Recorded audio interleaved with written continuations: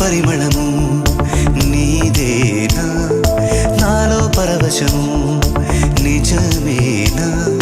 బొండు మల్లి పువ్వు కన్నా తేలికగు నీ సోకు రెండు కళ్ళు మూసుకున్నా లాగు మరి నీ వైపు సొగసును చూసి